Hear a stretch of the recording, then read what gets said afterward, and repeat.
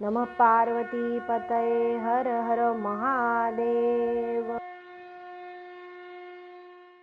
श्री शिवपुराण महात्म्य विद्येश्वर संहितेतील अध्याय 6 ब्रह्मा आणि विष्णू यांचा श्रेष्ठत्वावरून वाद। सूत म्हणाले, मुनिजन हो, शंकरांचे लिंग आणि मूर्ती ही दोन्ही रूपे पूजनीय आहेत आणि अभिष्ट फल देणारी आहेत। मंदार पर्वतावर सनतकुमारांनी नंदिकेश्वरांना शिवलिंगाचे आविर्भवन कसे झाले असा प्रश्न केला असता ते म्हणाले, महात्मन, पूर्वी काळी श्री विष्णू शेषशय्येवर विश्रांती घेत होते. भगवती लक्ष्मी त्यांची सेवा करीत होती. तेवढ्यात ब्रह्मदेवांचे आगमन झाले.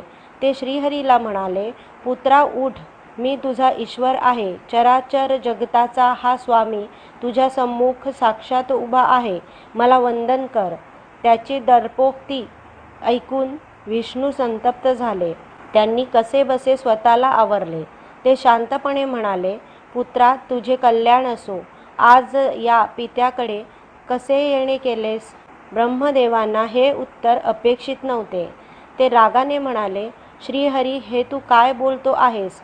मी तुझा रक्षक आहे, साऱ्या जगाचा पितामह आहे.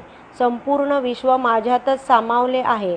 तेव्हा श्री विष्णू त्वैशाने म्हणाले, अरे थांब, किती वल्गना करशील? तू माझ्या नाभिकमलातून उत्पन्न झाला आहेस हे विसरलास वाटतं. मीच तुझा स्वामी आहे. मीच जगाचा ईश्वर आहे. मीच सर्वश्रेष्ठ आहे. श्री विष्णूंचे हे वक्तव्य ब्रह्मदेवांना असह्य झाले.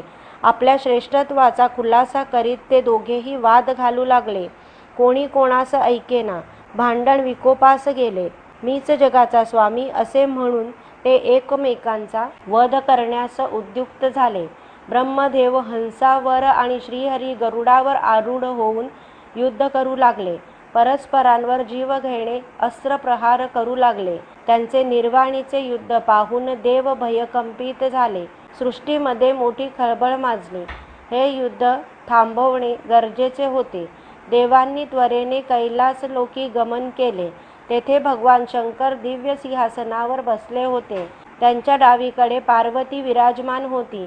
देवांनी त्या दोघांना नमस्कार केले आणि आपली व्यथा सांगितली. अशा प्रकारे विद्येश्वर संहितेतील अध्याय 6 समाप्त. ओम नमः शिवाय.